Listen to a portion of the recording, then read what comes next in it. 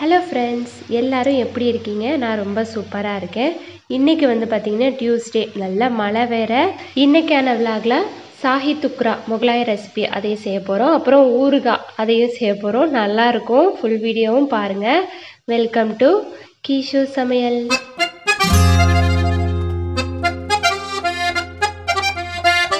பசங்களை ஸ்கூலுக்கு அனுப்பிச்சாச்சு. அனுப்பிச்சதுக்கப்புறம் தான் நான் சாப்பிடுவேன். ஃபஸ்ட்டு வந்து ரெஸ்ட் எடுப்பேன். ஒரு 1/2 அன் ஹவர் 1 ஹவர் ரெஸ்ட் எடுத்துகிட்டு அதுக்கப்புறம் தான் கிச்சனுக்குள்ளே வருவேன். வந்தோடனே பார்த்தீங்கன்னா அன்றைக்கி பிள்ளைங்களுக்கு எல்லாருக்குமே கோதுமை தோசையும் தக்காளி சட்னியும் தான் வச்சு கொடுத்துருந்தேன்.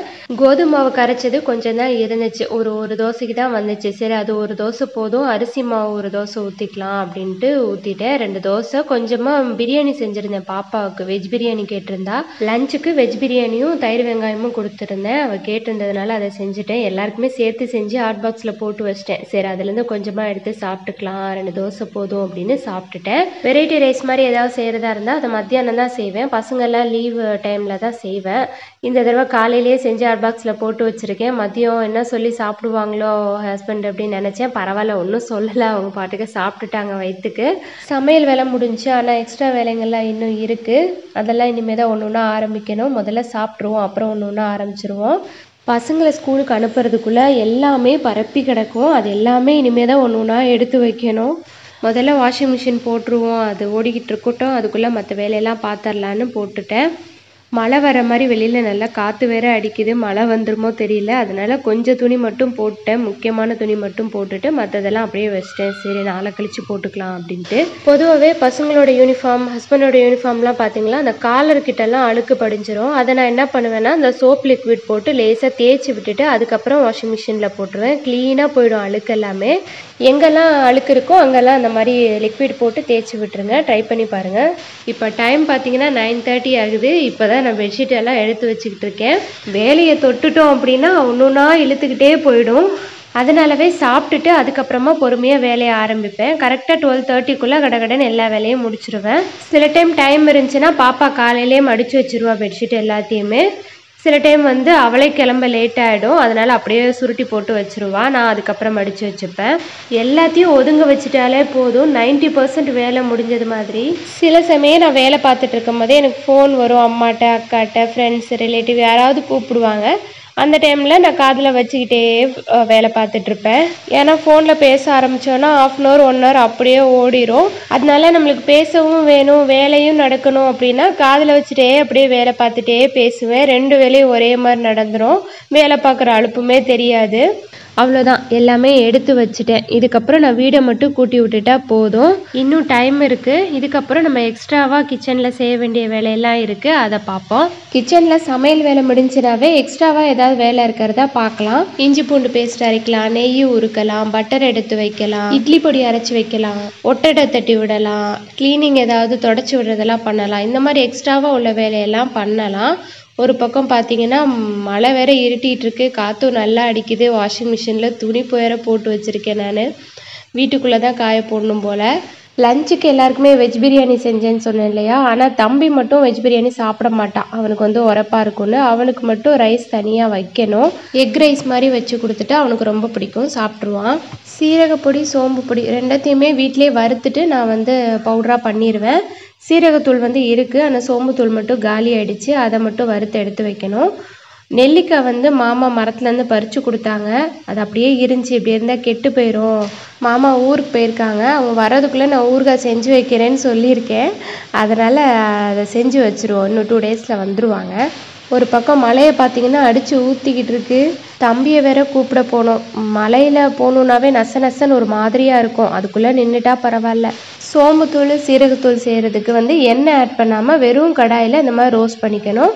லேசாக கொஞ்ச நேரத்துலேயே பார்த்தீங்கன்னா படப்படன்னு வெடிக்க ஆரம்பிச்சிடும். அப்போ வந்து நம்ம எடுத்து ஒரு பிளேட்டில் வச்சுட்டு நல்லா ஆற வச்சுட்டு நல்லா பவுடராக அரைச்சி நீங்கள் வந்து ஸ்டோர் பண்ணி வச்சுக்கலாம். இப்போ கடாய் நல்லா சூடாக தான் இருக்குது. இதிலே வந்து நான் கடுகும் வெந்தயமும் வறுத்துக்க போகிறேன். நான் ஊறுகாய் செய்கிறேன்னு சொல்லியிருந்தேன் இல்லையா, அதுக்கு வந்து கடுகு வெந்தயம் சேர்க்கும் போது அந்த கிரேவியாக வரும், அந்த தொக்கு மாதிரி வரும் அந்த ஊறுகாய்க்கு. அதனால் கடுகு ஒரு 4 டேபிள் ஸ்பூனும் 1 டேபிள் ஸ்பூன் அளவுக்கு வெந்தயமும் சேர்த்து நல்லா வறுத்துக்கணும். கடுகுமே கொஞ்ச நேரத்துலேயே படப்படப்படன்னு வெடிக்க ஆரம்பிச்சிடும். அந்த டைமில் வந்து நீங்கள் எடுத்துடணும், கருக விட்டுறக்கூடாது. எடுத்து நல்லா ஆற வச்சுட்டு பவுடர் ஆக்கிக்கோங்க. ரொம்ப நைஸாக ஆக்கணும்னு தேவையில்லை, திரியாக இருந்துட்டால் போதும். நெல்லிக்காய் ஊறுகாய்க்கு நல்லெண்ணெய் சேர்த்திங்கன்னா நல்லாயிருக்கும், கொஞ்சம் நிறையா சேர்த்துக்கோங்க. இப்போ கடுகு உளுந்தம்பருப்பு கருவேப்பிலை அப்புறம் நெல்லிக்காய் வேக வச்சு அந்த கொட்டையெல்லாம் எடுத்துட்டு வெறும் காயை மட்டும் சேர்த்துக்கிறேன். இதை வந்து ஒரு 2 நிமிஷம் வதக்கிக்கலாம். அதுக்கப்புறமா நம்ம மசாலா சேர்த்துக்கலாம்.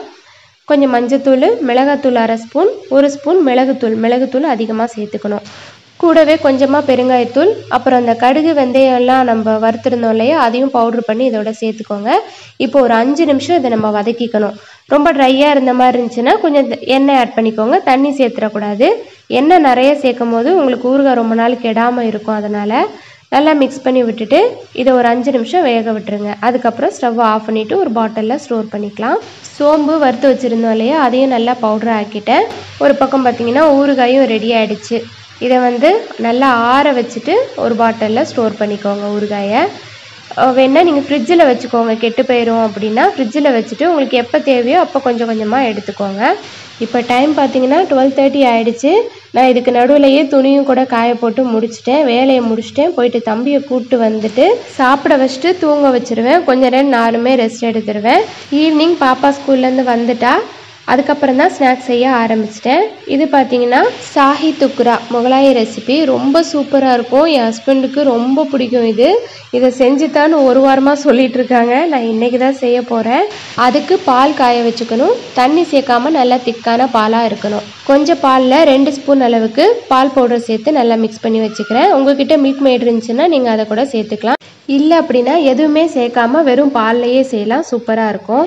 இப்போ பால் நல்லா கொதிச்சிருச்சு. இதில் 2 ஏலக்காய் தட்டி சேர்த்துக்கோங்க. அப்படி இல்லைன்னா ஏலக்காய் தூள் இருந்தால் கூட சேர்த்துக்கலாம். இது கூட பாதாம், முந்திரி, பிஸ்தா இதெல்லாம் ஏதாவது குட்டி குட்டியாக கட் பண்ணி சேர்த்துக்கலாம், இல்லை சேர்க்காம கூட செய்யலாம். இப்போ இதில் 1/2 கிளாஸ் அளவுக்கு நான் சர்க்கரை சேர்த்துக்கிறேன். இல்லைன்னா அதை விட கம்மியாக கூட சேர்த்துக்கோங்க, நம்ம பால் பவுட்ரு வேறு சேர்க்குறோம் இல்லையா, அதனால். இப்போ வந்து இதில் பால் பவுடரும் இதோட சேர்த்துட்டு நல்லா மிக்ஸ் பண்ணிக்கோங்க. ஓரளவுக்கு நல்லா கொதித்து வற்றி வரணும். இந்த அளவுக்கு எனக்கு போதுமானதாக இருந்துச்சு, ரொம்ப திக்காக வேணாம். அதனால் அதை தனியாக எடுத்து வச்சுட்டு இப்போ ப்ரெட்டை வந்து நம்ம பொரிக்கணும். நல்லா எண்ணெய் சூடாக்கி வச்சுக்கோங்க.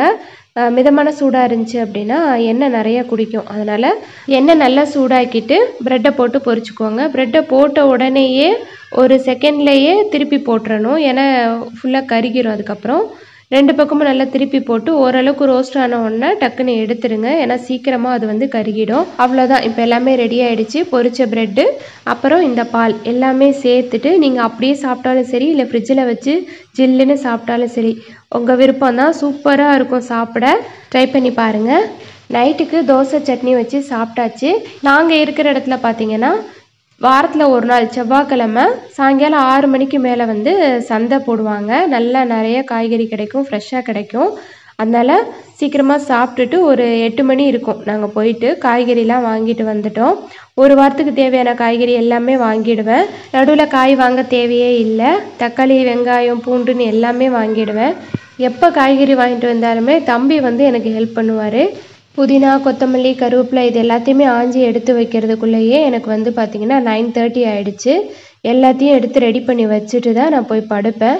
இன்றைக்கி ஒரு நாள் எப்படி போச்சுன்றதை இந்த வீடியோ ஃபுல்லாக நீங்கள் பார்த்துருப்பீங்க. வீடியோ ஃபுல்லாக பார்த்த எல்லாருக்குமே ரொம்ப நன்றி. இந்த வீடியோ உங்களுக்கு எல்லாருக்குமே பிடிச்சிருக்குன்னு நினைக்கிறேன்.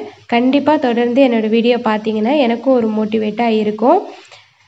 இந்த வீடியோ பிடிச்சிருந்துச்சுன்னா லைக் பண்ணுங்கள், ஷேர் பண்ணுங்கள், சப்ஸ்கிரைப் பண்ணுங்கள். தேங்க்யூ.